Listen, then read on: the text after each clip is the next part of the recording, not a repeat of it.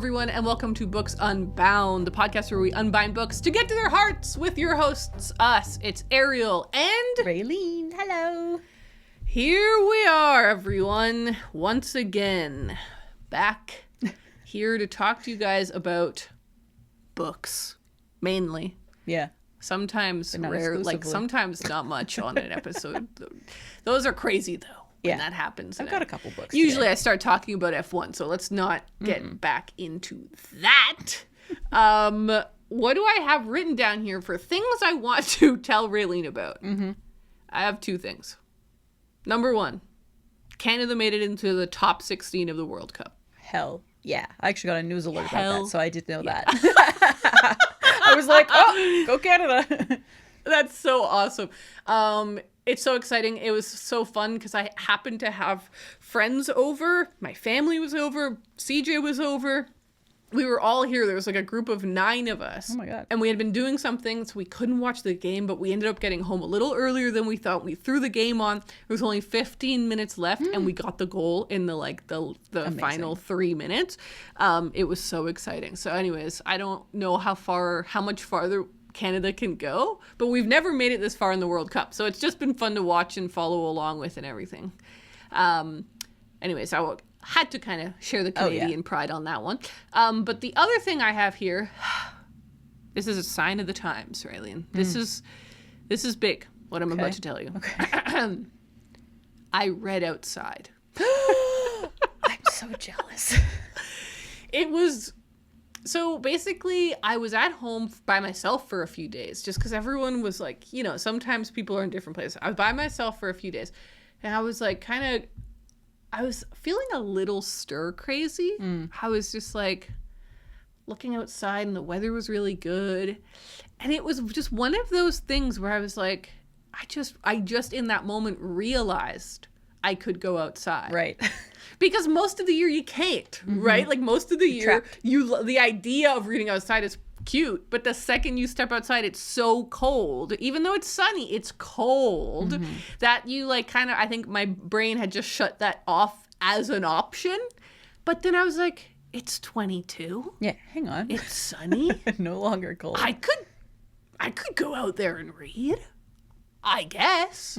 So I have a picnic table on my side yard, and I went over there. I set everything up, had a little drink, had my book, took a notebook, took my laptop. I was like, maybe I could just have a couple hours out here. This would be nice. Yeah. Immediately the bugs start trying to get me. The bugs always ruin it. They always ruin it. So I came inside. Because if you recall, I had just gone camping recently, and I had bought a brand new bottle of extreme bug away or whatever. And I was just like, I've got that bottle. So I go in. On the picnic table itself, I created a barrier, a ring. I shot the wood itself. Oh my God. Creating a barrier around myself. And then I just sprayed the ground around me. I was like, I know this is bad. But I need help. But they're ruining it. I was spraying like a lunatic. They totally left me alone. Wow. They're like, wow, she's crazy. Yeah, we don't want to be near that person. We need to go to that. And so I sat out there for a few hours, and I read. Wow. And I did a little working, and I was just like, it's summer. It's summer. And the other thing is, the other day I was like, oh yeah, in July I'll deal with that. And then I looked at the calendar, and July was it's 3 days away. And I was like, oh my God, summer is here. Summer is here. So anyway, that's my big update. I read outside. I'm so jealous. My update is also small and the opposite. I have been kind of spring cleaning, which is funny because we're into summer and I'm finally just doing it. But I'm like, you know what? It's time to go through my clothes. I haven't gone through my clothes in a couple of years. Cool. Since we moved to Calgary, I don't think I've gone through and done an unhaul. So I was like, let's just clean up. I did the same thing with my books. So I got rid of some and I've made some room on my shelves, which is nice because as we know, I've bought too many books over the past few months and nothing fit. So that felt really good. But I haven't been able to enjoy the summer vibe yet because it keeps raining here, which I love. Funny. Like, I am a huge fan of the rain. It hasn't rained that much here since we moved here, which has made me very sad. But now it's kind of like harshen the vibe a little bit, you know? I'm like, I want to go outside. I want to like go on a beautiful hike, but it's like there's a time and place for the rain. You know, there's a time and place. And it seems here it's like it's actually raining right now. I can see the rain. Wow. I went for a walk earlier and it wasn't raining. Now it's raining. Yeah. There was a time where it was really beautiful and sunny, but it was cold. And now it rains every day. So that's kind of where I'm at. But I'm okay with it. It gives me a nice moody vibe, but I'm just hoping that we get a little bit of sun, especially because Calgary Stampede is coming up very soon, just around the corner. So we'll be talking about that soon after I get to go. But yeah. I hope it doesn't rain that day. Oh man, whatever happens, you know, one of the best concerts I ever saw was in the rain. And they called it off and then they put it back on and then they called it off and then they put it back on, and it was pouring and we were soaked. Which band? But it was Mother. Oh, that's awesome. My rain concert was the Lumineers. Oh, nice. I went to an amazing rain concert as well. That's so cool. You know what was like the bad part about it was that my phone, which was like an earlier iPhone model before, because now iPhones are largely waterproof, but they haven't always been that way. Yeah. And which is so funny to think about. It's how technology improves so much over time and you barely notice. But like, anyways, I had my iPhone in my pocket that whole concert. And at the end of the concert, I go to take out my phone and it will not turn on. It like drowned in my pocket. That's so sad. He's like, and this happened to my partner at the time as well. Like both of our phones drowned during that concert. So we went to the Apple store the next day. And they gave us new phones. This is when Apple Care used to be good. Yeah. Do you remember? Apple Care used to be like amazing. They would actually like, get you what you needed. They'd actually do what it said they would do. We both got new iPhones. I don't remember why or whatever. I think it was supposed to be water resistant to a certain degree. You're like, this was rain, so come on. It was rain in a pocket? Come on. Come on now. Come on. Yeah, well, gosh, I can't believe summer's here. It's like I'm so excited for summer that I'm actually scared. Because you like want to do all the things and you're scared that you can't. I don't want it to like go too fast, and I don't want it to I don't want to not do the things I want to do, if that makes sense. And people listening are like, well, you have the power to do it. It's like, yes, but sometimes scheduling comes up and things just fly you by. And you're like, I meant to do this and the time flew. And like summer in Canada is hot and beautiful, but it is short. We get like 2 to 3 months of it. If that. You know, sometimes fall comes early, and sometimes fall comes early, and often spring stays late. And so really it is like July and August, and then that's all the time you have for swimming outside and camping and like doing all the things you want to do.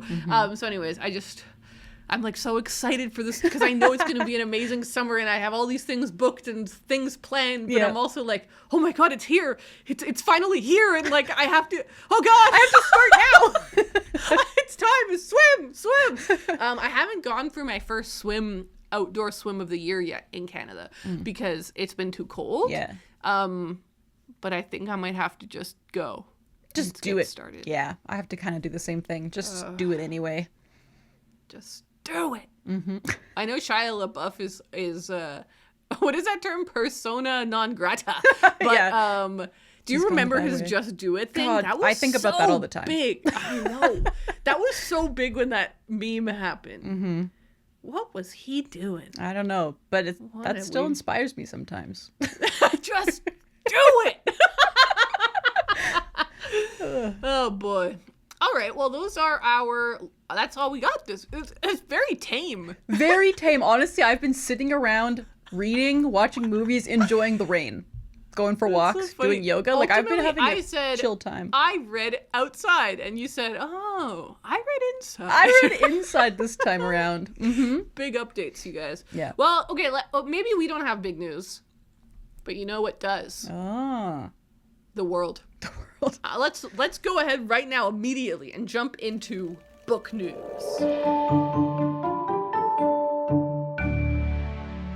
Okay, I have 2 pieces of book news. Okay. One fun, one not. Which one scared. would you like? Let's start First. fun. I think I need a little Okay. boost of happiness before we get to whatever you're about to tell me after. Okay, so this is actually really cool. Okay.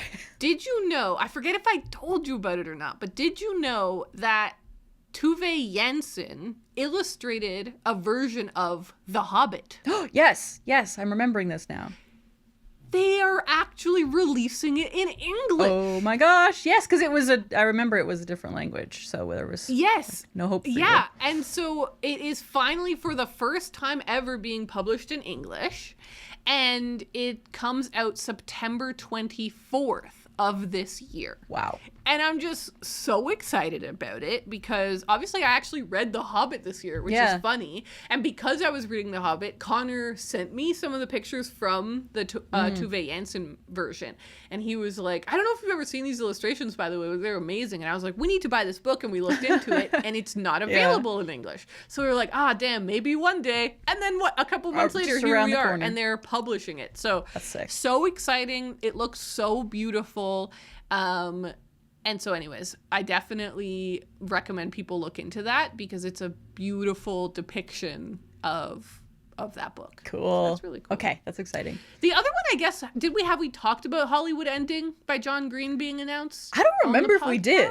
I don't know if we must have, but maybe we didn't. I think if we didn't, let's reiterate that. Or if we did, we're reiterating. If we didn't, here we go. John Green announced his next novel, Hollywood Ending, which I have pre-ordered. You have pre-ordered. It's pre-ordered. We are locked and loaded. Ready. So that's really exciting as well. A couple good releases coming up. Yeah. And this is so funny because obviously we didn't know about the John Green one at the beginning of the year when I know it was our most beautiful surprise. Exciting. But now it's rocketed to the top of my list. I don't even remember what I said in. Yeah, who cares about all? I don't care about all that. I just care about the new John Green novel. Awesome. All right, now it's time for the not so fun news. Okay. All right. Okay. Christopher Nolan is releasing The Odyssey this year. Mm-hmm. Right? We all know this. I'm pretty excited about it. I feel like sometimes I see some shots from it and I'm like, that looks amazing. And then sometimes I see some shots from it and I'm like, really? But so I'm like, I'm not so sure. Christopher Nolan. Christopher Nolan is amazing. I love so many of his movies. Mm-hmm. I'm very excited to go and give this epic a try. Yeah. Right? Okay. They announced that sort of like as part of all of this hype and everything, they are releasing a new audiobook version of The Odyssey. Yeah. That classic. Yeah. Classic. Makes sense. Guess who's reading it? Michael Caine. Okay. That's awesome. Yeah. Michael Caine, can you agree, has one of the most iconic voices of our generation? Yeah. Well, he's not reading it. Because the version was created entirely by AI. For our listeners only, Raeleen fell out of her chair.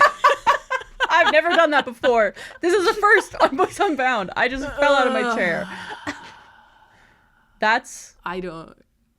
No. I know. No. I know. Ariel, no. It's really bad. It's really, really bad. What do you mean? I'm like Jennifer Lawrence on Hot Ones. What do you mean? What do you mean? It's really bad. I hate that. Michael Caine, agreed. I don't know. I obviously don't know the implications of the contract that he signed, but he signed a contract recently allowing this AI company whose name, I forgot the name of it's like this audio AI startup thing. They have reached out to a few different actors and actresses to see if they can have permission to use their voice and to do audiobooks. Mm-hmm. And Michael Caine agreed to it. Now, I do want to say Michael Caine is like 90. He's very old. Yeah, he's 93. Wow. And I actually do think that this is important. I don't know Michael Caine. He might be perfectly, still in touch with reality, but we know many 93-year-olds are not, and seniors are taken advantage of often. That's and true. It's like a tragedy. So Could that have been a thing that happened here? Did somebody coerce him into signing this thing and was just like, you'll get a lot of money, you don't have to do any work? And he was like not fully aware of what's going on? I don't know. That's what my mind first went to. On the other hand, maybe he's very pro AI and just loves AI. You know, I have no idea. But it's such a strange move for someone whose voice is so famous to like kind of just give their voice away. Yeah. That's what's scariest about it to me is like, why would you give your voice away, Michael? Do you remember that in The Little Mermaid? Like the fact that she gets her voice taken away? Yeah. Yeah, like Ursula puts her voice in that little shell. That's scary stuff. I feel like it's that. Where it's just like you've given it away and it's just not yours now. And now they can do whatever they want with it legally. Right now we're at obviously such a complicated time with AI, and it's going to be messy for a long time because we just don't even understand the implications of what can be done, and the ways that these tools are being used so much faster than the way we can make regulations or societal norms around them. And so the two things are not aligning at all. I think that's where a lot of the friction comes from. But like right now we're obviously at the point where deep fakes are a thing, and like people could take our voices because we post all these podcast episodes. You know, that's horrifying to think about, but like it's happening. I have friends who are influencers and YouTubers whose voices have been stolen, and then they are made to do like fake ads, and then one of their subscribers will be like, hey, I just found you're doing a money ad over here. Like it's like, no. You know, stuff like this is happening, but it's illegal. This is legal. These people asked, hey, Michael Caine, can we do this with your voice? And he said yes. Yeah, because I mean, I guess to some people it would make sense. Like he maybe isn't able or willing to like do the work to do it, but this will be so cool because it'll have his voice. Like I understand why someone would want that, but it's like, yes, did we have to do that? I don't like it's just so. I don't want audiobooks to be narrated by AI ever, full stop. But even I'd prefer like in a fully new and invented voice. Well, like you can't even be Michael Caine. You're not Michael Caine. You don't know where like you how would will put it even an sound? inflection. That's the thing. Like, will it even sound I bet you it'll genuine? sound great. I bet you it's going to sound great. I bet you it'll sound exactly like Michael Caine. But the point is, Michael Caine didn't read it. Yeah. He didn't read it. A generated invention of what he might have sounded like on each word read it. And that's not real. Yeah. And obviously all of this is based on stolen work, but like it's, oh my God, it's just so, it's crazy. It is crazy. Also, like I'm looking at the Variety article. They point out, you know, Ian McKellen did a version in 1999. Benedict Cumberbatch, Claire Danes, Dan Stevens, Stephen Fry, all of these people have done versions. It's not like we don't have a version, like a nicely produced version of the Odyssey. And I think that they're trying to kind of push people to ones that were actually read by artists. Damn. Anyways, it's just depressing as hell. It is, because it's like this is just the first time that it's going to happen. You know, and what on I mean? a big scale. On a big scale, like exactly. With a person that we all know and like. Yeah. It's a Black Mirror episode. We're living in a Black Mirror episode. It's not good. It's not good. 11 Labs. That's the name of the company to avoid.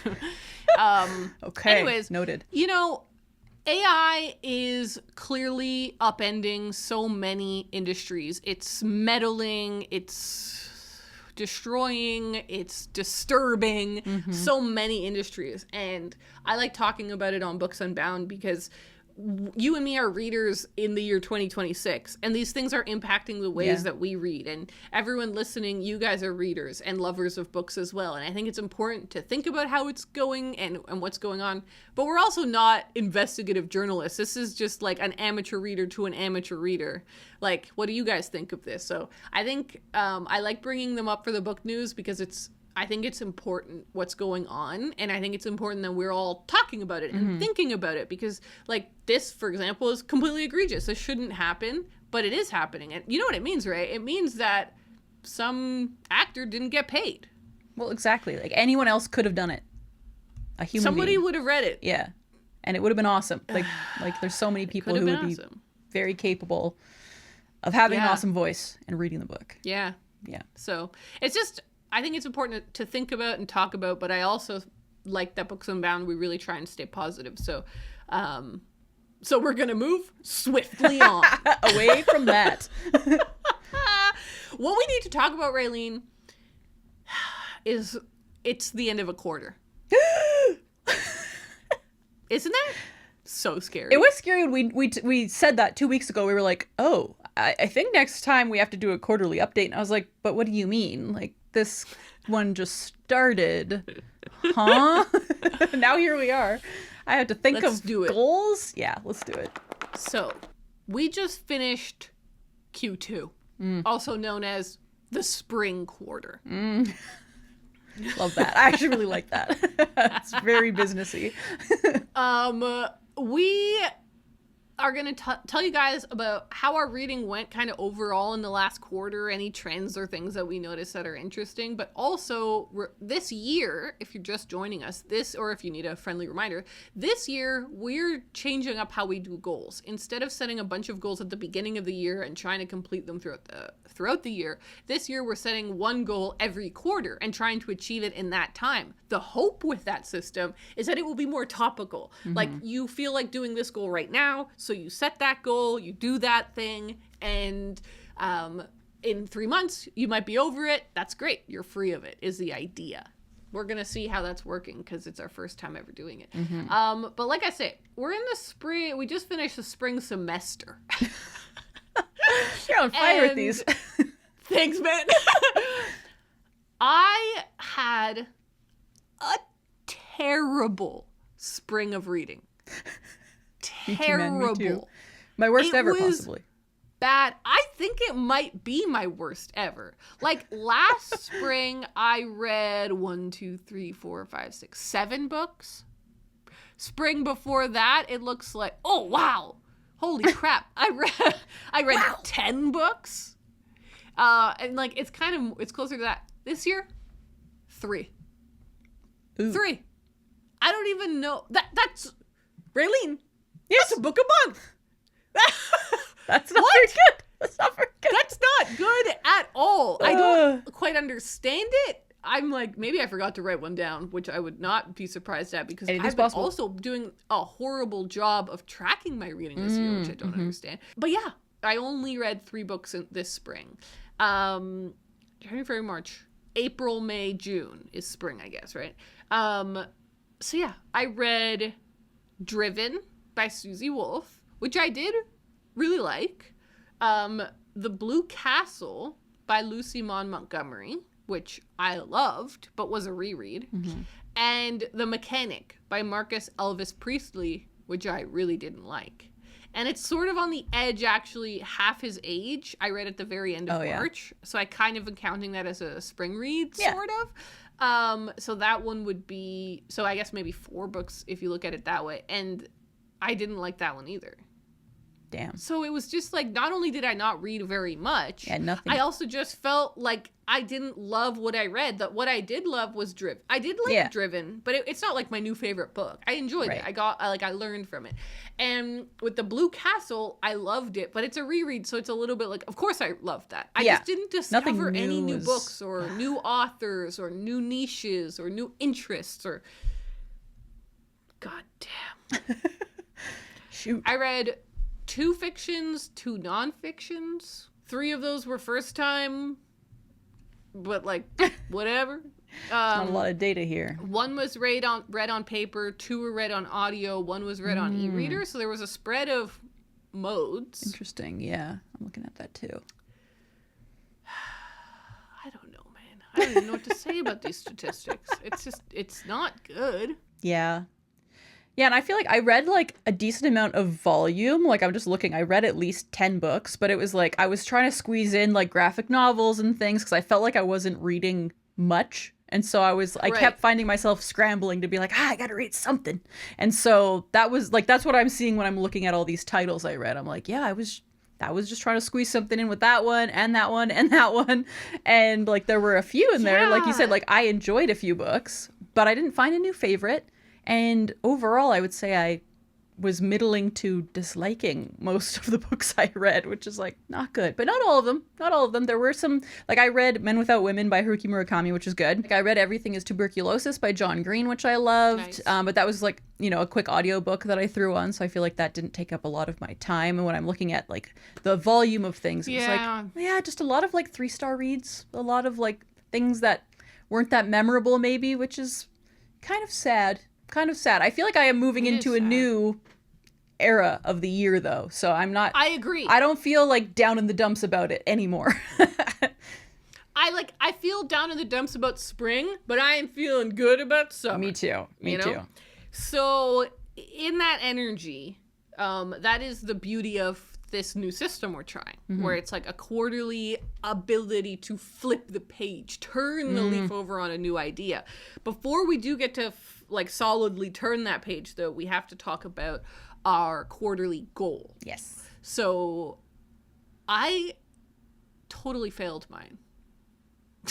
Interesting. Mine was to finish reading the Anne series. Right.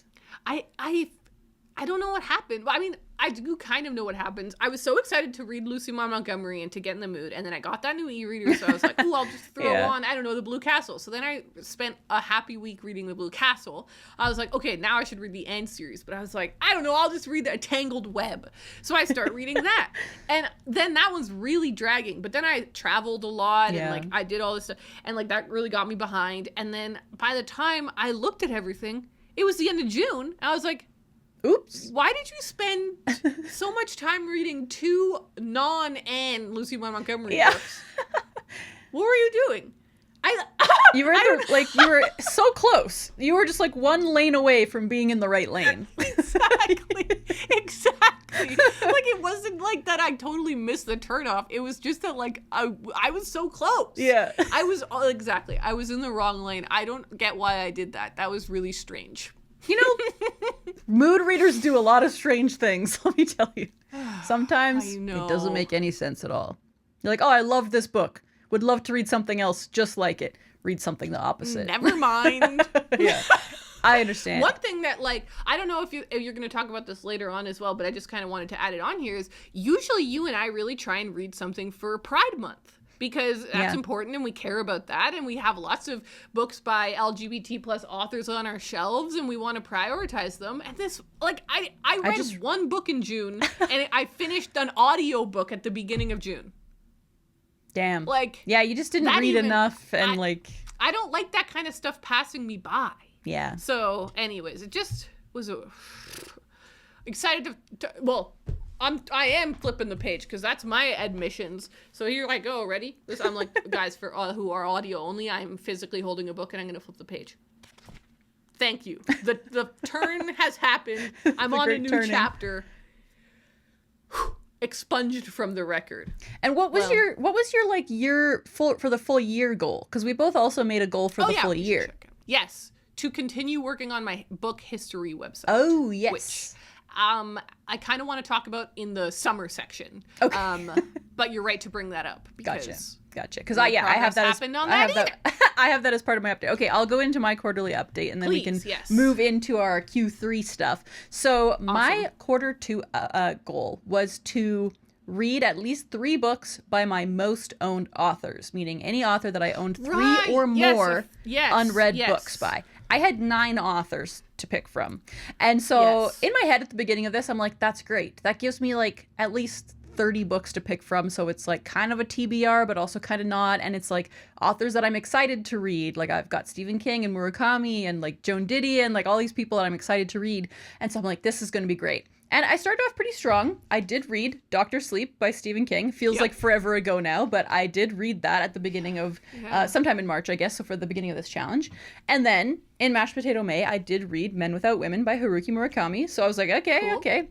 I'm just reading the 2 authors I already know and love and not trying any of the new ones, but that's okay. And then things started to falter at that point. I was in a little bit of a reading slump, I would say. Like, I'm able to admit it. I was just not reading a lot, and every time I picked something, like, I DNF'd a lot of books that I didn't talk about because I just, like, would start something and be like, nah, not feeling it. And so it was kind of just, like, a rough couple of months for reading, which brings into my last attempt at this was to read Grotesque by Natsuo Kirino, who also wrote Out, one of my favorite books from a couple years ago. And I'm still on page 17 of that. I just never really, like, dove in because I'm too scared of the mashed potato of it all. Like, I'm so excited to read this book, and I think it's going to be so good that I'm just like, not ready. And I did have a lot more, like, misadventures on this Q2 journey, which I made a vlog for our Patreon. So if you want to see all of the twists and turns I went through, all the different things I tried, because I did try and go in a couple different directions that didn't work out. But ultimately, I feel, like, okay with how it went, because I did conquer 2 books. I got rid of a couple of books by authors that, like, I tried and was like, oh, I actually don't really like this particular one. And so they're no longer counted as a most owned author. So I feel like I did most of it. You know, I did like 90% of what I was trying to accomplish with this goal. So I feel okay about it. I don't feel like, wow, I did, like, it's not exactly what I was hoping to do. I was hoping to read a Joan Didion book finally, since I own 4 and have never read one. I was hoping to start a series that I own the whole trilogy of, that kind of thing. So I didn't really do what I was setting out to do, but it is funny that of all the authors, you did pick 2 of your most read authors. I know, most read, but also I own the most of these 2 authors at the same time, too. I don't just own 3. I own, like, 12 that I need to read. So it felt like the right move. And I could have just read another Stephen King book, but that would have felt like cheating to me for some reason. So I don't know. I got very in my head about this goal. And so I feel like it psyched me out a little bit. But that's okay. We're moving on to a more open and free lifestyle in Q3. That's where we're going. And I guess, what about your, like, big year goal? Yeah. So my big year-long goal is to read 50 of my, like, historical TBR books. So, like, any books that I've owned prior to 2026 starting are fair game. Rereads are off the table. Any new books I buy are off the table for this particular goal. I'm a little behind on that. I have read 19 so far. So since we're at the halfway point in the year, I should be at 25. But I'm not quite yet. But that's not that far off. But it's not that far off. Exactly. I'm 6 behind currently. I can easily catch up if I just start reading more of the books that I owned prior to this year, which, as we'll get to in the reading, what I'm currently reading, that's not happening currently, but it might happen soon.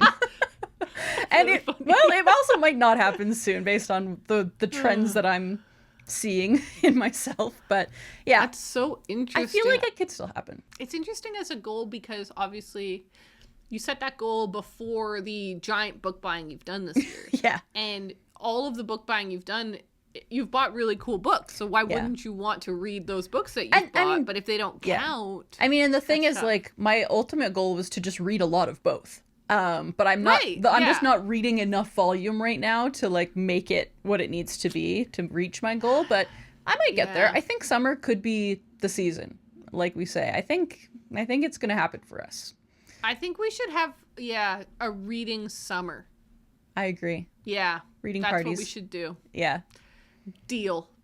Well, right, everyone, please grab a book, open it to any page, and flip that page, but do it with, like, indignation and fierce pride. Ready? Oh my God. Okay, ready. Flip!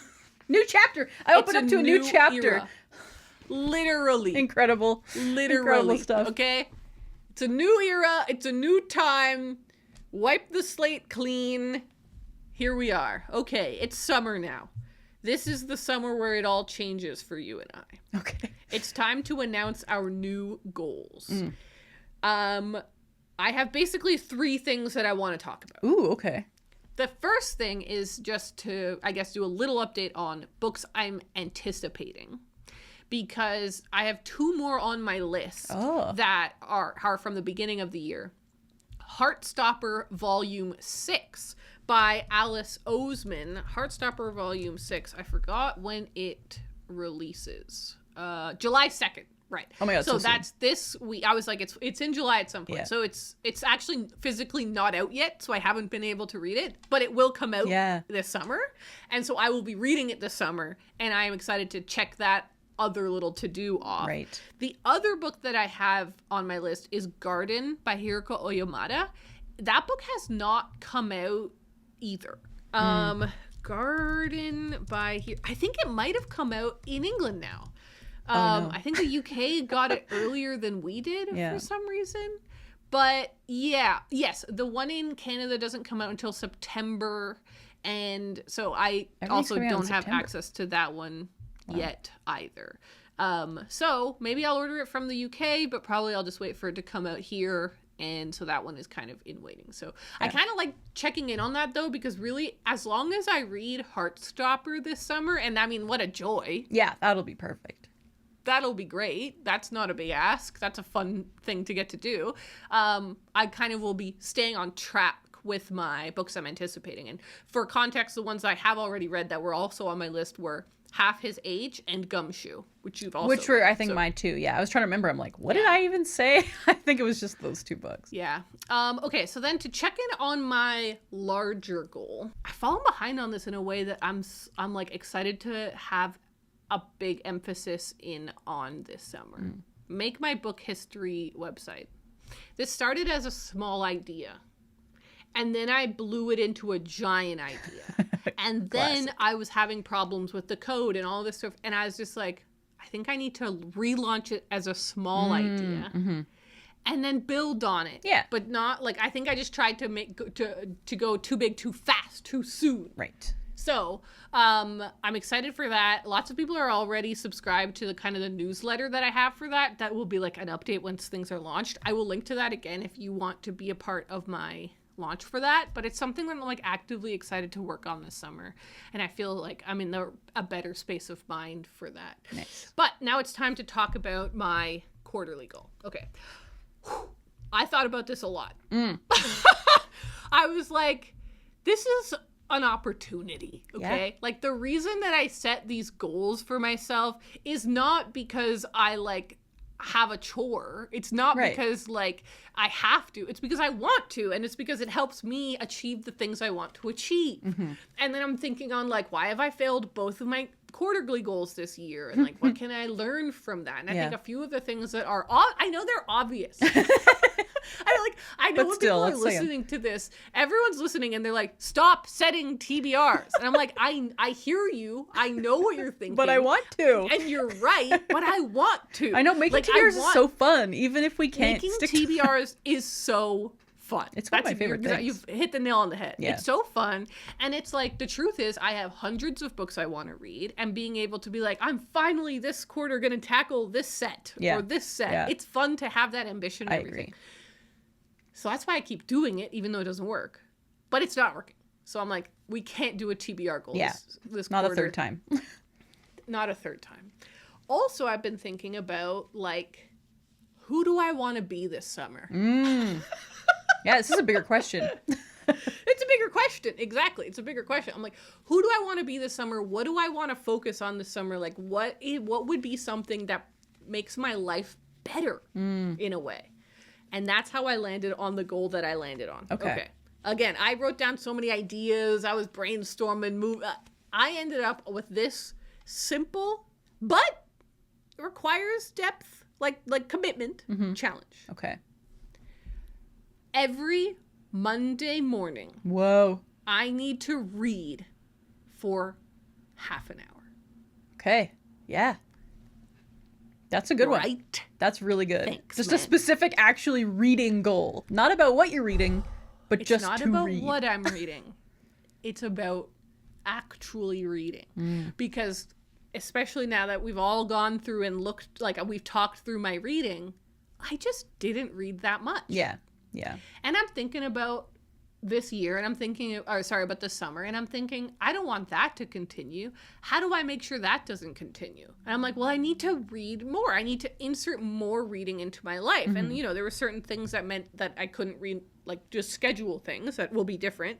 But I'm like, I'm really lucky in that I have quite a flexible work schedule. I'm often up till midnight working because I slept in. Yeah. But I get to do that because I control my schedule. So I'm just like, Mondays are always stressful.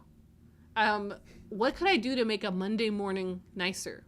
Well, I could give myself the permission to start every week with a half an hour of reading. That would be such a great way to start a week. And so I was like thinking about all the lifestyle implications of this challenge, where I was like, who knows, maybe I'll like it so much I'll start more of my days that way. Yeah. And or like it'll just get me into a more consistent reading habit. And that's the goal, is to just like more consistently read throughout the summer. Wow. So that is my goal, Raeleen. Simple. And I made it small on purpose because I was like, if I want to read for an hour every Monday, I can. But if I have to schedule in an entire hour, that's going to be way harder than just 30 minutes. Like, did you do 30 minutes? Yes. Do you want to keep going? Great. Yeah. Keep going. Or do you want to stop? Okay. You still read for half an hour in a time you normally wouldn't have. So I've tried to make it a little easier on myself, but I am wanting to do it every week. So maybe I'll make a little like tracker or something. That'll help. And you've got to be able to be fun. Check it off or color it in or whatever. Yeah. That's sick. I love that. That's my goal. You can do this. Thanks, man. I believe that you can do this. Thank you. All right, let's talk about your goal. All right. So my goal is different from yours, of course. Mine is a little more I don't know, specific, I guess, in what I'm trying to do here. My goal's a little more metaphorical. Yeah, mine is like, this could definitely fail epically, but let's see. So what I've decided to do, because as we know from last episode, I have gotten really into murder mysteries, right? And so I was like, this could be the beginning of something great if I let it be the beginning of something great, you know? Yeah. Like I talked a little bit about it last year as well, because like I read Jurassic Park and I read a couple of other books that were kind of more like genre specific, and I was like, I think that I love this, and I feel like I just need to like figure out a way in. And so I think I've found my way in now, where I'm like, you know what? I'm just loving this very specific genre, and I'm just going to keep reading it until I feel like not reading it anymore. And so what my Q3 goal is going to be, I've given it a silly name for some reason. I'm calling it genre attack, which is that I want to just read as much genre fiction as possible. And so that's not specific. That's so good for summer. Right? That's the other thing. I feel like summertime is a great time for me personally to read just like lots of plot heavy books, because you're just flying through them. You're sitting out in the sunshine. You're at the beach or whatever. I feel like those are the easiest books to read when you're like, there's distractions. There's, wherever you are, I feel like it's usually noisier, busier, whatever. But if you're like really locked into a plot, it's like, it's easy to get locked in, and I find that for myself a lot. So I've listed out a bunch of different genres that can count for this, and then I might just like add them if there's any more specific, but I've kind of just got like action adventure, fantasy, historical fiction, horror, mystery or crime, romance, I don't know, sci-fi, thriller. So those are kind of like the base 8. But then if things get more specific, we will see. Like maybe I'll read something that's like dystopian, and I'll put that in a separate category. But I want to try and keep track of every genre and then see what happens at the end. So like I'll probably still read some nonfiction and some literary fiction here and there, but I'm trying to just like specifically track my genre fiction to really lean in, because I also would like to read like one from every genre if I can. Like I think it would be fun, because I haven't read much fantasy over the 6 years we've been doing this podcast, but I do really enjoy fantasy from time to time. And same with like sci-fi. I'm like, you know what, I love a good sci-fi book, but it's just about reading it at the right time. And I feel like summer is the perfect time for all of these things. Horror in the summer is great. Summerween, like there's so many great vibes that come with all this genre fiction. So that is what I'm going with. What would constitute success with this goal? Like, how would you, at the end of the quarter, be able to say, I did it? Like, if you have to read more than half of your reading is genre fiction, or like 80% it has to be, or if you hit every genre on your list, or... That's a really good question. I think that's something that I will know when it happens. If I've done it or not. I kind of wanted to put less pressure on myself with this one, because I feel like with my last goal, it was very specific. Like it was very clear whether I did it or not. And that, I don't know if that got into my head a little bit, that it was like too competitive with myself or something, like, you failed. Whereas with this, it's like, I feel like there's less pressure. Like, I don't have a specific goal I'm going for. There's no specific number I'm going for. I just want to do my best to surrender myself to this mood that I'm in, which is reading genre fiction specifically. But because there's so many different genres, I feel like it won't be hard. And I feel like it's going to encourage me to maybe pick up some books that I haven't really like considered picking up on my shelves because I'm like, oh, maybe, you know what? Maybe that'll be just what I need right now. So I don't know. We'll see how it goes at the end of this quarter. I will let you know if I feel like I failed or not. Totally. Yeah. I'm curious about, because we've sort of been trying to read more classics, you and I, over the last while, not like in a specific way, but just kind of generally. I feel like there's some great genre classics. That's the thing too. I was actually going to put classics as one of the genres, and I was like, but it's not a genre. And there's no, it's just like there are some classics in those genres. Exactly, which is why I'm like, I'd rather just, like I said, kind of surrender myself to the genres themselves. Because I'm like, I could read like Treasure Island, like that would be cool. Yeah, I was thinking Treasure Island, or do you remember that I bought the first James Bond Casino Royale? Yeah.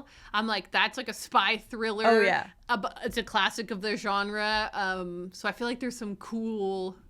Yeah. And that's the thing. I feel like there's a ton that I don't already, like, they're not even on my radar necessarily. Like, I don't own them. I wasn't maybe planning on reading them. But now I'm like, I'm so excited for the next time I go to a bookstore to go look at the mystery section, which is not something I ever browse, you know? As I feel like it's just going to, like, kind of open up a whole can of worms, which could be good.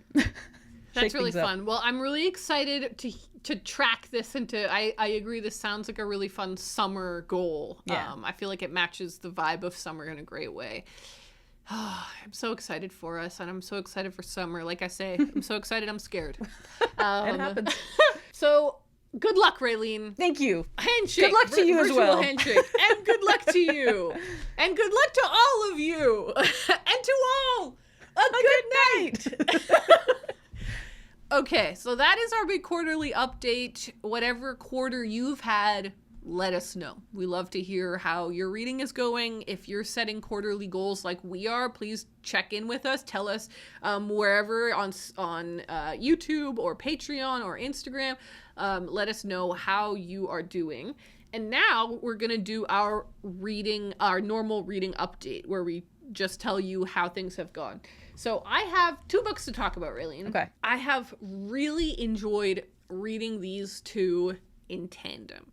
So if you remember last episode, I finished The Mechanic by Mark Elvis Priestley as my audiobook, and I was like, I've got to pick my next audiobook. Well, I ended up landing on Jane Austen's Bookshelf by Rebecca Romney, which I think I talked about it last week as my front runner, or maybe I had even started it. I think I had started it, yeah. And I was enjoying it, and I think I wasn't sure if I was going to continue on with it, but I have continued on with it.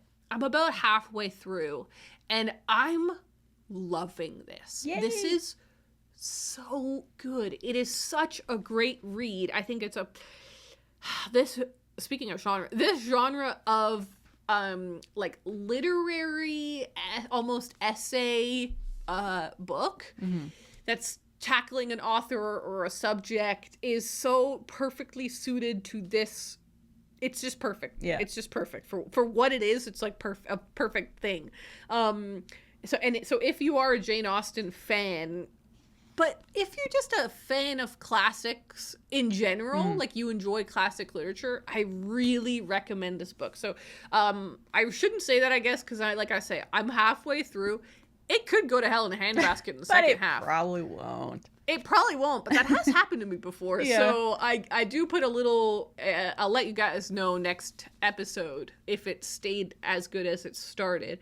But like I told you guys, this is nonfiction story of the author Rebecca Romney's journey. She's a rare book dealer, and it starts when she's buying a collection of books and she sees this copy of Evelina by Frances Burney, and she looks into that book and she realizes that it's a book that Jane Austen loved, and it leads her on this whole path of discovery and learning, where she's like learning about who were these forgotten female authors that Austen loved. We don't really talk about them, and in this zeitgeist, it's kind of like Jane Austen is the first great writer, woman writer, and that's obviously not true, but it's just because of the way that society was at that time. It was sort of like, we have a woman writer, we don't need other ones, so we'll just one's good. We'll just click with Jane Austen. But anyways, she goes on this whole journey of discovery to find who are these other women that she really loved reading, who she often will just actually, it's like not even that hard to find. It's funny in that way where it's like she mentions 3 of her favorite authors in Northanger Abbey, and she writes letters about how much she loved this author to her sister, and like it's pretty obvious the authors she loved. We just haven't really thought about them. And so it's been so great. She does biographies of each of the, I think I'm on the 4th author. She'll do like a biography of that author and talk all about their life, but then she'll actually read their books and tell you what she thinks of them. And then also there's this added element of she's trying to find old collector's editions that are beautiful and rare and antique. So it's just got a great mix of stuff, and it's a really great audiobook. So I'm really enjoying that. This is my currently reading audiobook, but the book that I literally just finished last night, because I was like, I am not showing up to that podcast without finishing Northanger Abbey by Jane Austen. Jane Austen was born in Steventon Rectory on December 16th, 1775. Her family later moved to Bath, then to Southampton, and finally to Chawton in Hampshire. She began writing Sense and Sensibility when she was 20 years old, and it eventually became her first published novel in 1811. She published 4 novels in her lifetime: Sense and Sensibility, Pride and Prejudice, Mansfield Park, and Emma. Jane Austen died on July 18th, 1817. Northanger Abbey and Persuasion were both published posthumously in 1818. So I have read this baby before. This is not my first time, but I believe it's my second time. Okay. I don't think I've read it again since I first read it, and I think I was either 18 or 19 when I first read it, and it was the first Austen I ever read. Oh, wow. So back when for context, my dad loves Jane Austen, and my dad loves period dramas. So I grew up watching all of the Austen period dramas, but also the Brontes and, North and South and all of these period dramas. My dad loved them, so they were just on, and we would watch them together. Yeah. That's where my love of period dramas in Austen came from. When I was 18, I was like, I'm a fraud. I've never actually read these stories that I actually do know really well. Yeah. Like, I've seen so many adaptations of Pride and Prejudice and Sense and Sensibility, and I know the stories and the characters, but I haven't actually read them. Yeah. So I was like, I want to fix that. And I decided to read all of her books in chronological order of when she wrote them. Okay. Not when they were published, because that is a different order, but when she wrote them. And Northanger Abbey is the first completed novel that we have of hers. Okay. So I read it back then, and I really liked it back then. I remember thinking, like, it was a good place to start because the story is actually pretty simple. Mm-hmm. It's pretty straightforward. There aren't that many characters, and it's basically a YA book. Like, it's the 17-year-old main character who grows up in the countryside. She doesn't have much exposure to society at all. She's really born and raised in the countryside in a little kind of a cottage vibe with all of her siblings. And her aunt and uncle are going to Bath to go into society, and they've invited her to come. And so it's like her first big adventure. And she goes to the city, and she goes to balls, and she meets people, and she makes a friend, and her friend betrays her, and she meets a guy, and he's a nightmare, and she meets another guy, and he's so handsome. And then it's that kind of story where it's just a true coming of age first story. So in that way, when I was 17, 18, reading about another 17, 18-year-old, it was a great entry into this world. And so now reading it as a 31-year-old, I feel very similarly, where I'm just like, this I do think is a really good place to start with Austen. If you're scared of Austen, the writing is quite easy and simple, and the story's not that complicated, and there aren't that many characters, and so I think it's and it's short. It's 230 pages, so I think it's a good place to start.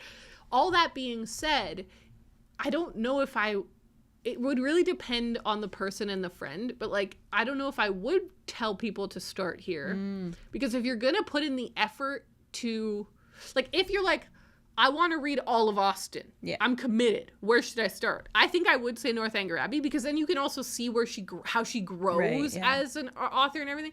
And I don't think it's a waste of time. I think it's good.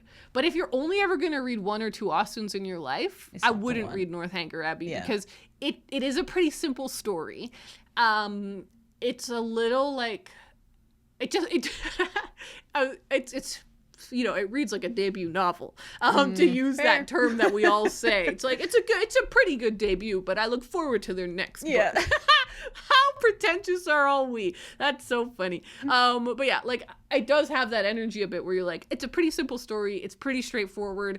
Not that much happens. There are a couple of exciting moments, but also a lot of kind of boring moments. Yeah. And the simplicity, while it makes it easy to read, also makes it a little boring sometimes. So I didn't love it as much as I think I did when it was my first Austen that I had read, but I did enjoy reading it, and I'm glad that I've reread it now, because it's also fun to associate with all these characters. Yeah. The other thing is that a lot of the important references in this book are talked about in Jane Austen's bookshelf. And so reading the two together has been a very fun experience, that's actually, cool. and very enjoyable.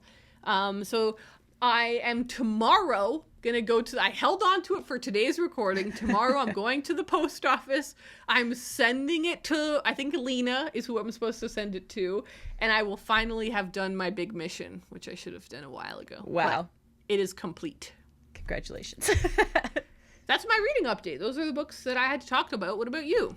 Okay, well, I have a couple of things. I'm going to start with my random side quest that I went on, because I hadn't been listening to many audiobooks over the past little while as well, and I was like, you know what, I need to get back into this. And so I was kind of just like scrolling through Libby, scrolling through Spotify, seeing what was available, and something crossed my desk. Something caught my eye, and it was this series called Pop Classics, which is a little series published by ECW Press. So I read two books from this series, which I will get into shortly, but first I want to tell you a little bit about this publisher. ECW Press began as a literary criticism journal in 1974 under the name Essays on Canadian Writing. They have since grown into one of the most diversified independent publishers in North America. ECW Press has published close to 1,000 books, and they continue to release titles across many genres: poetry, fiction, pop culture, sports books, biography, and more. The Pop Classics series is a still-growing collection of critical commentary on all of your favorite pop culture phenomena, from Calvin and Hobbes to The Bachelor. There are currently 22 published volumes in the series. So, I came across these. I've actually seen them in bookstores before. They're these cute little, like, tiny little books with very like bright different colored covers. They're all like, I think the website said 20,000 to 40,000 words. So they're all like, you know, under 3 hours on audio. So they were a great little thing to kind of just insert into my free time. So the first one that I read was called Extra Salty, Jennifer's Body by Frederick Blickert. Because it caught my eye. I was like, what the heck is this? Extra Salty is a reference to the movie, of course, so it makes sense if you've seen it. But yeah, so this is where I started, and it was awesome. Like, I found myself wanting to go for a little walk so I could listen to my audiobook, and it's fun because obviously, as we all know, I love in the biz stuff. So finding this series was like just a perfect little gem for me, because it's also fun because if you look up on the website, like we can link to this because the website's actually pretty cool, and they're actually kind of have like an open call for submissions. So if people have a cool idea, you can maybe get your own book published. But yeah, it's cool. There's like video games. There's one that's literally just about Nicolas Cage. Like, it's not about a specific movie he's in. It's just about him. So there's like a lot of different things. It could be about a person, a movie, a TV show. And so it's a really, really cool little series. But anyway, so the Jennifer's Body one was really fun, because they had a little bit of like interviews with Diablo Cody, who was the screenwriter. So that was cool to actually get a little bit of like actual behind the scenes. It kind of reminded me of the Scream book that I listened to on audiobook a few months ago. I was like, yes, I just love anything that's behind the scenes, gives you some like context. And I didn't even like make the connection or realize that Diablo Cody also wrote Juno, and until I was listening to this audiobook. And I didn't know that. Yeah, I know. So she wrote Juno. It hadn't even like I don't think it had even been sold yet or like it wasn't officially going to be made into a movie. And then she just wanted to write something for fun. And then so she wrote Jennifer's Body.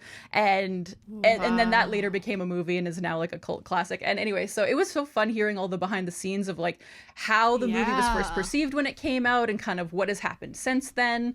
So that was a really fun one. And so after I finished reading that book, I was like, I've got to listen to another one of these. And so I just kind of went on Spotify to see what else they had. And I think they have all of them available on there if you know what titles to look for. But the second one that I listened to is called Clever Girl, Jurassic Park by Hannah McGregor. That's so funny. So of course I had to listen to this because I love Jurassic Park. I'm looking at the website and I saw the Jurassic Park one and I was like, that's going to be the one she read I know, next. right? And that's the only one I think I've actually seen in the wild. Like I saw that one at a bookstore like many months ago. So I was like, wait, I know this book. It all kind of came to me when I saw the different covers. But yeah, the Jurassic Park one was awesome. I was a little unsure what I was getting myself into because the kind of blurb for that one is like Jurassic Park through a queer feminist lens. And I'm like, what does that mean? Like, how does that... this is Jurassic Park we're talking about. Like, what are we talking about here?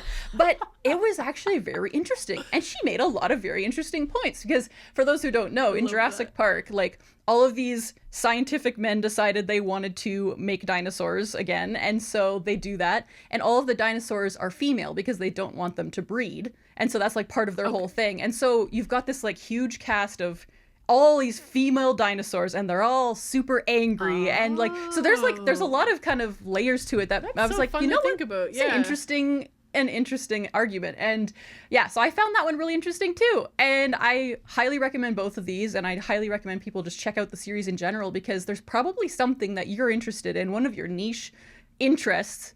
You might be able to looking at the website. There's one on Dirty Dancing. Yes, I know. I really want to get the one for my friend because she's obsessed with Dirty Dancing. There's also one on Twin Nobody Peaks. puts baby in a corner. There's also, Twin Peaks. There's one about Borderlands, the video game that I was playing with my brother and Kyle over last year. So I'm going to listen to that one for sure. There's one for Tony Hawk's Pro I want to Skater. listen to that one so bad. I've never played that game, but I can only imagine. No, I don't know why. It seems like the type of game I would love. Me and CJ played that game a lot on PS2, I think. Oh my gosh. And then on the Wii, where you could like do kickflips by the nunchuck in one hand that you did like oh my god. That's so awesome. That's, like I say, I feel like there's something out there for everyone. And actually it got me thinking, really like if I was going to write a book for this series, what would be because the whole idea is like, it's what is your obsession? What is your pop culture obsession? And like, what do you have to say about it? Like in a kind of critical essay type of way. And I was like, easy peasy. I also rewatched this movie last night, but my answer would be Spirited Away. There is so much I could say about Spirited Away. Yesterday, I came up with a whole new theory about the movie and what it means. And I've done this like 6 times. Like there's so many different ways to look at that movie. And I'm like, oh, that would be so fun. So now I'm like, I don't know, maybe I should write an essay, see what happens. But that's so cool. What would be yours if you had to pick one like that is such a hard question, Raeleen. You've got too many. So many things are coming to mind. Well, first thought was F1, but that's an entire sport. But maybe I could do F1 the movie. You have seen it. We've probably seen it more times than most people. A Knight's Tale is a movie I care a lot about and that I think we're all sleeping on, quite frankly. And that would be a fun one. Oh my god, this is really hard because there's so many things that I feel like would be fun to talk about. I love this series. This is such a cool. I'm so glad. And you read 2. That's I read 2 cool. And now I'm excited to like read more. But yeah, those were just the audiobooks I listened to. I also did finish a book. So of course, last week I was very close to finishing this book, so it shouldn't surprise anyone. But I did finish reading The Jigsaw Man by Nadine Matheson. Nadine Matheson is a criminal solicitor and now crime fiction writer from South London. In 2016, she won the City University Crime Writing Competition and completed the Creative Writing Crime/Thriller Novels Master's degree in 2018. The Jigsaw Man is her debut crime novel, which was won by HarperCollins in a 6-publisher auction. It was published in 2021 and currently has 3 sequels. I read this and Yay! I was really excited about it last time we talked, and I'm just as excited about it now. It is one of my favorite books I've read in the past while, and is definitely the start of genre summer. Like this is what did it. That's so this cool. book is saving me from my reading slump, and it inspired my new goal. So go this book. So just to give I talked a bit about it last time, so I won't go too into detail, but it is a detective novel. The main character is a woman named Angelica Henley, and she is a detective inspector. So she's like just like a little bit higher up than a regular detective, and she's now kind of overseeing this new crime that is happening. And she also is part of the serial crimes unit. That's like the department that this series focuses on. So anytime there's a serial killer, they're the ones that look into it. And so this book is very much about that. It's about someone who is doing copycat killings for something that she investigated way back in the day. That person actually, like, she was face to face with that original person and was injured by them. They're now in jail. And so she kind of is dealing with all of the after effects of that and the PTSD of everything she went through. But then she's now having to solve this new crime where it's like, okay, well, now who's doing this? It can't be that guy because he's in jail. So what's going on? And so it's a very like in-depth, detailed police procedural. So if you're into like the nitty-gritty details of what it takes to solve a crime, this is the book for you. Like, I absolutely loved it. I highly recommend it for anybody who likes Tana French, because her whole series, her Dublin Murder Squad series, is very similar to this, where you've just got a bunch of different detectives and like they're all working together or doing their own thing. And but this one is also fun because it doesn't just focus on the police solving the crime. You also get these little glimpses of unnamed characters. Like, you don't necessarily know who it is or exactly what's going on, but there's these little glimpses of like something else going on the side. So you kind of have a little bit of extra information, but it's never like too much where you're like being spoiled for what's going to happen in the book. Right. I don't know. It's just makes for a very suspenseful read. I think I mentioned last time, I read 300 pages of this in one day, which is unheard of in my adult life. Like, I think the last time I read that many pages was when I was reading a Patrick Rothfuss book in 2015. Like, I remember that. I can remember that. I'm like, I don't think I've done that since. And so that was really exciting. Like, that really got me going. So I love that. I also, like I said, it's quite dark and it's quite detailed. Like, it is about serial murders, so obviously it's just naturally going to be dark, but it is kind of like, it throws you into the thick of it and you like see all the bad stuff that's happening for the most part. So I also would recommend it to people who like The Chestnut Man, which is a book that I actually read way at the beginning of our podcast starting. Like, it was one of the first books I ever read, which is funny now to circle back to like, oh wait, here I am reading murder mysteries again. That was the one and only I read this whole time.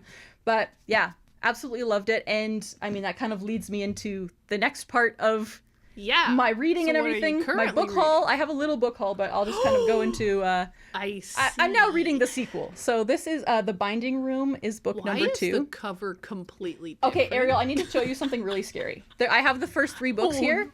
None of them match. Oh my None of them match at all. I also have one in hardcover. Like, I got desperate. It was one of those times. That's actually really scary, really. I don't like that at all. And that just shows you how desperate I am to read these books. I actually don't care what they look like. I don't care that they don't match. I don't care that one of them is a hardcover. I am just happy to have them. And honestly, they all have really great flop. And so I cannot fault them for that. That's actually the most important thing, right? You're right. So yeah, now I'm into book 2. I'm on page 161. I haven't spent a lot of time reading over the past few days, but I did read like a good 70 pages yesterday. That's still a lot. Yeah. And this one is, you know, like it's a similar kind of like situation, but it's also very different. Like, at the beginning of this one, it's not like a serial crime is happening. It's like, oh, there's just a regular murder, but we're low staffed right now, so can your department help out? So it's kind of like, okay, this is like something different, but maybe it'll evolve into something more crazy. But yeah, the setup for this one is very interesting because it's hard to talk about these books because, like, I don't want to just like tell you everything. You really don't want to spoil a book, and I don't want to spoil anything. But yeah, I'm loving it, and I'm also liking that in this sequel, more so than the first book, there's a lot more kind of focus on race, which is good because the author and the main character are Black women, and so it's kind of talking about being a Black woman in the police force, and there's lots of other people of color in the department as well. So that's kind of like a topic that wasn't talked about too much in the first book, but it's coming up more in this one, which I am happy to see because I was kind of expecting that from the first one.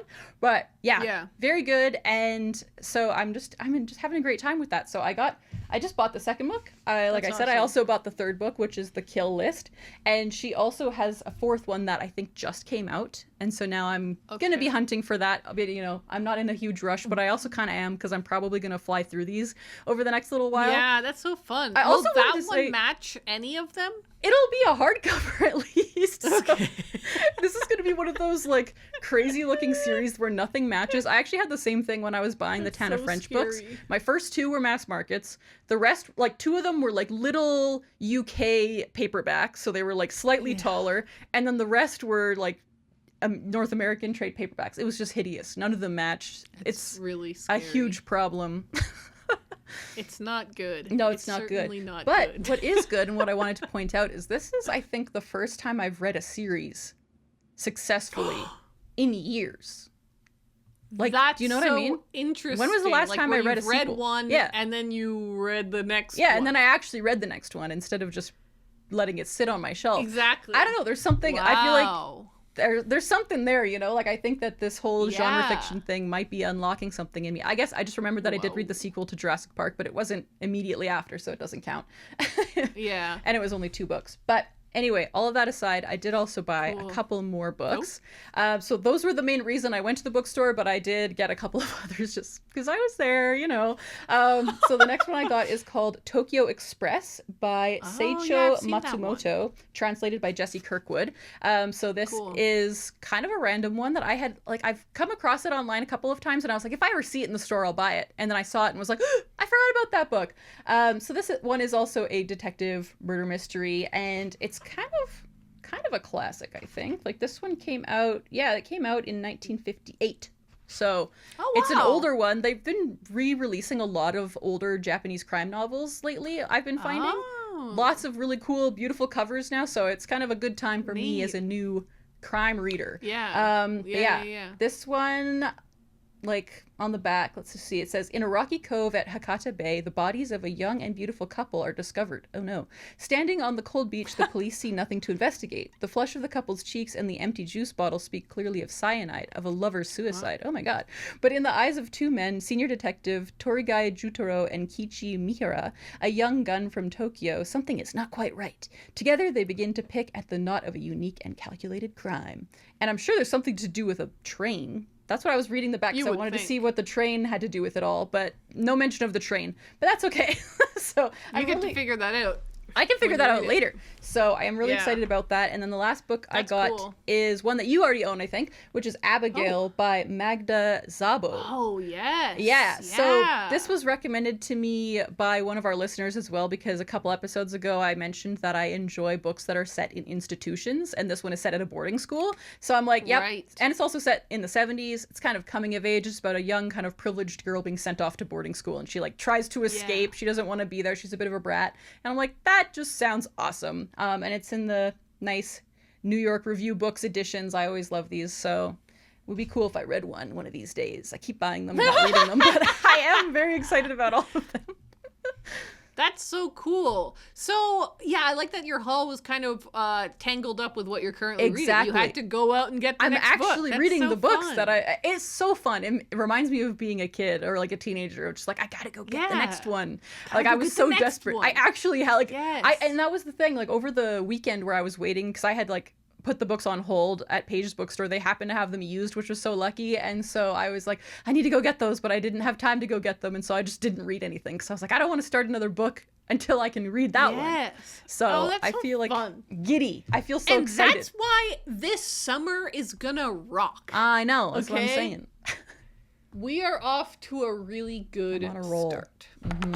That brings us to the end of the episode, everyone. Thank you so much for joining us. Again, let us know how your quarter of reading is going. Thank you again for being a part of our reading lives. It's always fun to share everything with you guys. And I am really, truly wishing you the best summer of reading you've ever had. Wow. We are now going to go and record our Patreon mini podcast, The Media Tub, where we talk about the other media that aren't books that we've been consuming. Books, shows, nope, not books, specifically not books, TV shows, movies. I am really excited to talk about Abbott Elementary, Raeleen. I've been wanting to watch that, so I'm excited to hear you tell me all about it. So good. So we're going to go talk about that on the Patreon. If you want to check it out, patreon.com/booksunbound. Thank you guys so much, and we will talk to you soon.